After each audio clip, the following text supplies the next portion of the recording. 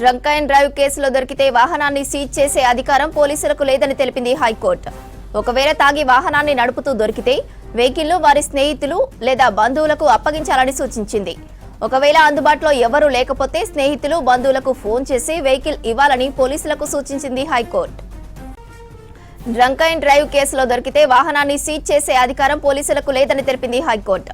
ఒకవేళ తాగి వాహనాన్ని నడుపుతూ దొరికితే వెహికల్ను వారి స్నేహితులు లేదా బంధువులకు అప్పగించాలని సూచించింది. ఒకవేళ అందుబాటులో ఎవరూ లేకపోతే స్నేహితులు బంధువులకు ఫోన్ చేసి వెహికల్ ఇవ్వాలని పోలీసులకు సూచించింది హైకోర్టు.